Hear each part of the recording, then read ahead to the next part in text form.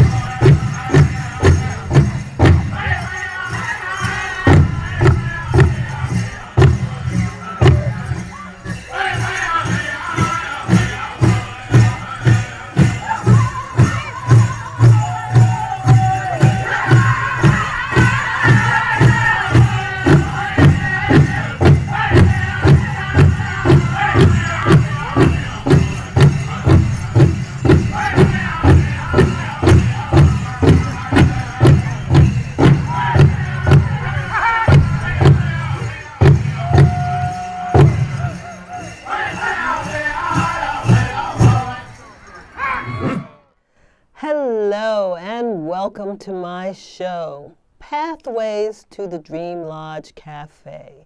I'm your host, Candece Tarpley. Yes, we are talking today about native dance. The video you just saw was one of a powwow. For those of you who don't know what a powwow is, it's a native festival. To some people, maybe like a block party or a street fair, but it's all native. There's all kinds of native foods, there's things you can buy from vendors, there's dance, lots of dance contests, and what we call intertribals, where everyone comes up and dances. And then we have different contests. What I really want to talk to you about is the Eastern Blanket Dance. I am a world champion Eastern Blanket dancer, and I love this dance, and I want to share it with you.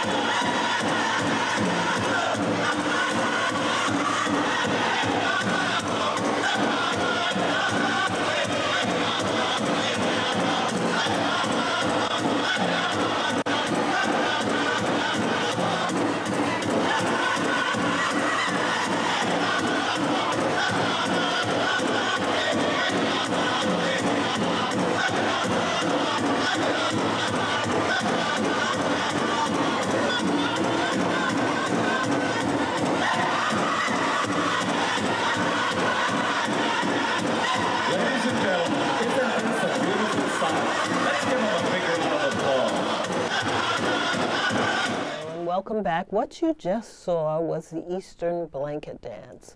My love of the Eastern Blanket Dance is immense. This dance was kept alive by the Narragansetts, a tribe in a nation in Rhode Island, and it is a very important dance for women.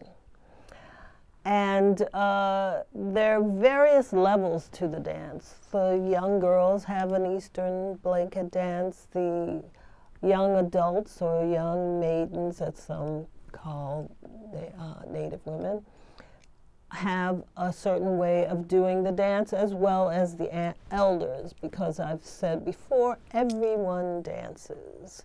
So the most popular part of the dance, I believe, is the middle section where the young adult girls, they dance for the young men that they're interested in. And then at the end of the dance, they lay their blankets down. It's like a courtship dance. But there are other parts of the dance, like the elders dance in a way of respect, the respect of a woman, and to show her womanhood and what she has done for her nation, for her people, and how proud she is of her way of life. And all of those who are interested in dancing Native dance, please, please, please study the dance. Interview elders, interview former dancers.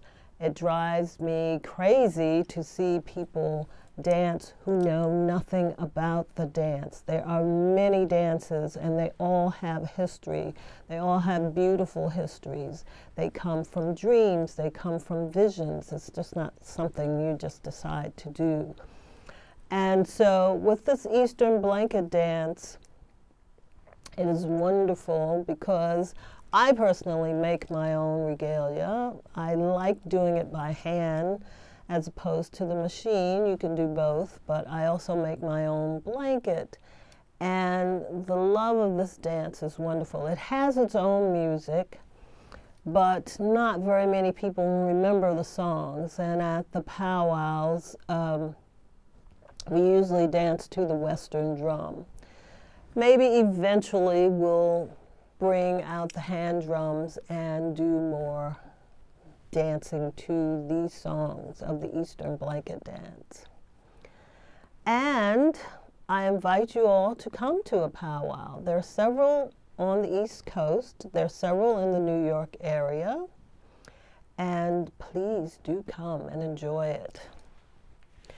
All the women who dance this dance are showing off their beauty, are showing off their charm, are showing off their exquisiteness.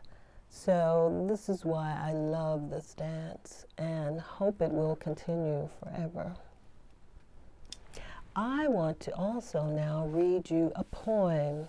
I love dancing. I have been doing dancing most of my life, so I write different poems about dance. So this poem is called When I Dance, I Dream. When I dance, I dream. Flowing beauty is my conscious theme, running through my creativity stream. Effortless grace is never out of place whenever I dance through unceasing space, blessing the serenity I meet as I travel on gracious feet. When I dance, I dream. I'm not held by captive schemes as I glide into waking dreams where unmasked emotions laugh supreme, allowing my heart to glow with radiant beams. To new paths I surrender, creating episodes deliciously tender, enjoying their splendor all the more without them becoming a bore. When I dance, I dream. So to beauty I do not blaspheme when to others I appear as a daydream, dancing, using expressive mind, while creating with synthesizing chimes new and different rhythms in which to flow. Wherever spirit motions me to go, I gladly do so. When I dance, I dream, increasing my self-esteem when redeeming wonderful dances from the past, incorporating them mighty fast, becoming a greedy little soul, continuing to be bold. When I dance, I dream, even going to extremes in keeping a balance, deeming it never to be in a hurry. Moonbeams are moonbeams, and not a steeplechase enclosed in lace for some dawning race. And I'm so happy my soul has many faces, taking me to so many great dancing places. And that's why when I dance, I dream. Hope you enjoyed that. And now I want you to watch another video.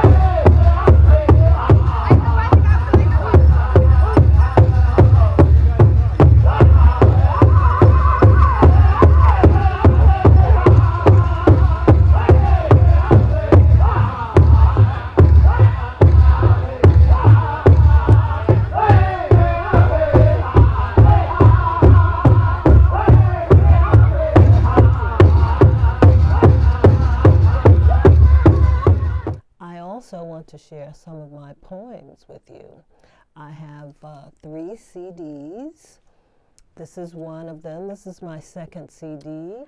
In the quiet volcano of myself. The first CD I did was called Birth at Last. The reason I gave it that name was because it took so long. It's like being pregnant for several years. So, Birth at Last, in the quiet volcano of myself, and the new one is Dances of My Painted Word Arrows. And today, I want to tell you a little bit about a couple of other dances.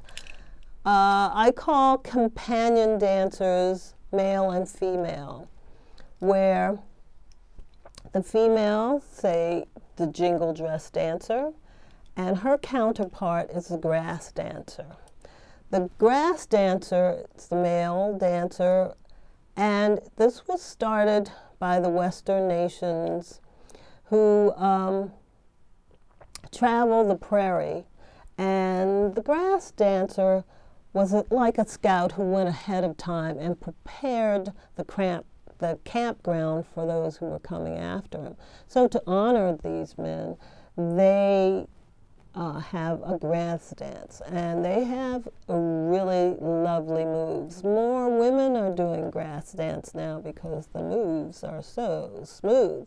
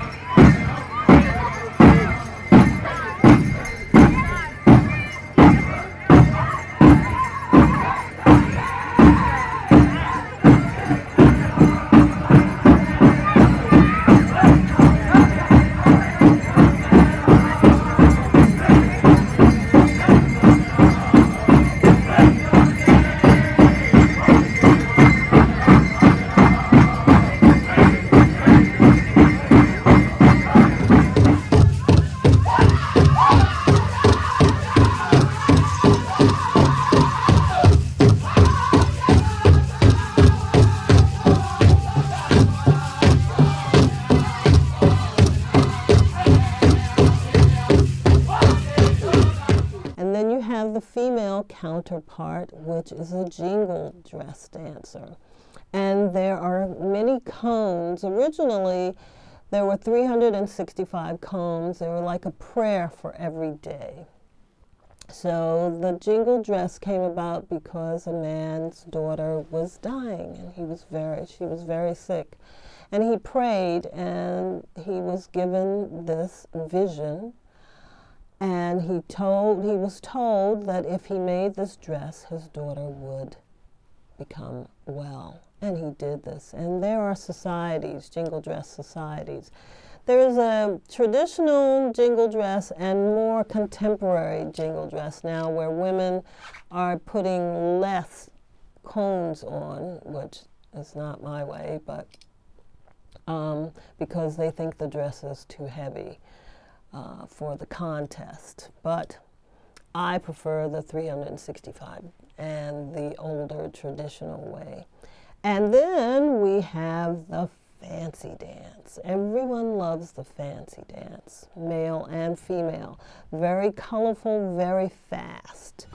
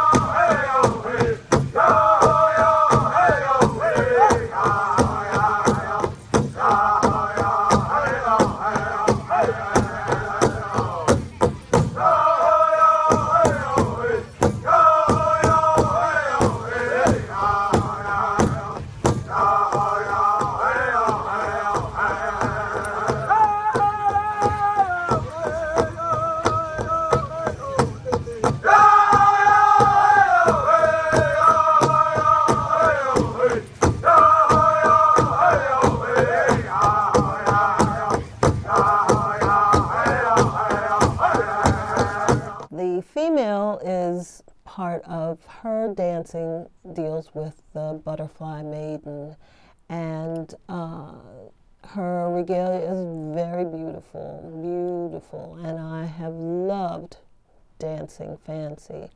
I have photographs of myself doing these fancy dances. And then you also have traditional, which the Eastern blanket dance goes into. And you have various forms, the traditional and the contemporary traditional for the men.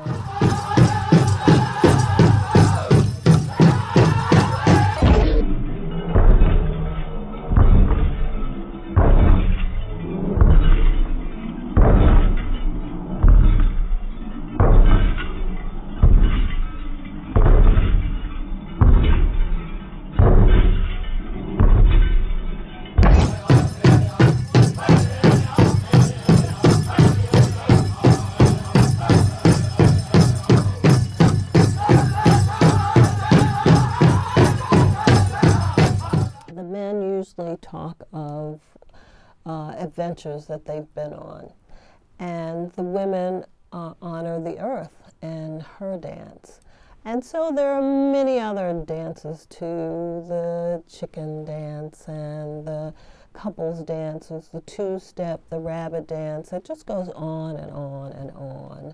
And if you come to a powwow, there's usually a time when the audience is allowed to come up and dance. And feel free to do that. I wanted to tell you about my website again, www.candecev.tarpley, CANDECEVTARPLEY.com, if you so wish to check me out. I'm not only a dancer, I'm an actress, I'm a storyteller. I'm a crafts person. Actually, I made these earrings I have on. And I just do lots of things. I'm an educator in Native arts, and I sing, I write plays. I call myself a Renaissance woman.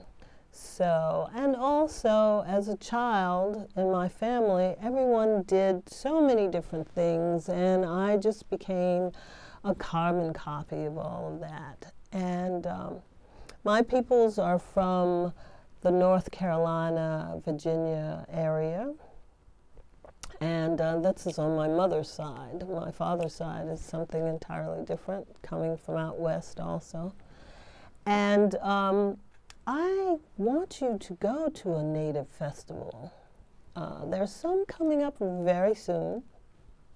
And enjoy yourself and educate yourself. There are nations all over this country. We are not dead, as a lot of people seem to think, or not all of us live in teepees. There are various forms of shelter, long houses, wigwams. There are teepees. You can go to the Crow tribe for their festival and see lots of them, or you can go to the Haudenosaunee people, or down to the Cherokee, the Chalagi, for the long houses. So there are people all over this country, and you can go to their festivals. Lots of the nations have websites, or they even have dictionaries for some of the languages. There was a little Native museum I used to work at, and we did all of these things, telling children about Native culture, because you don't get a lot of that in school. And unfortunately, I can't necessarily turn on the television every once in a while. Thank God we have the internet, because I can get lots of information, and you can get lots of information from our nations there.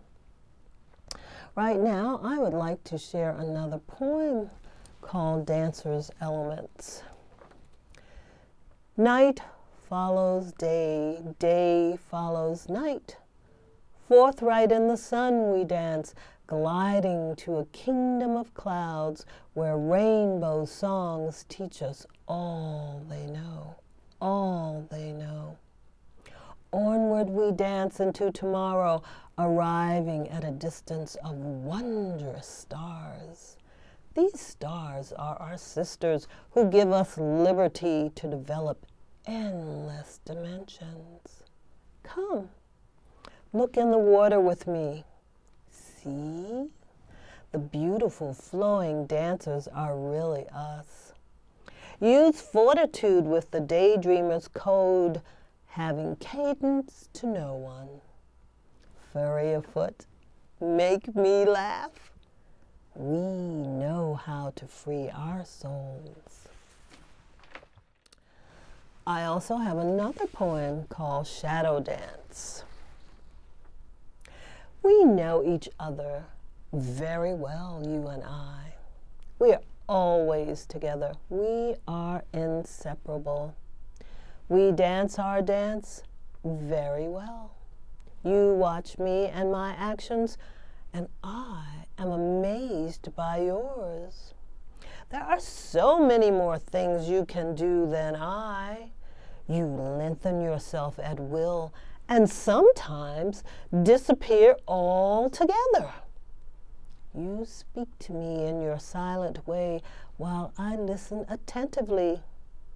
You whisper words of encouragement, so I won't lag behind, and point to show me which dead-end roads to avoid.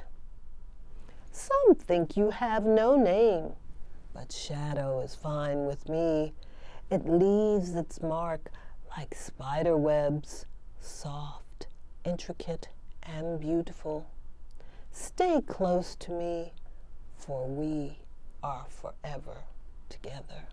Our future shows will have all sorts of artists. We will have guests. We will have music, dance, poems, the gambit of the arts. And I do hope you will tune in. Again, it's Pathways to the Dream Lodge Cafe, with your host, Candece Tarpley. Thank you.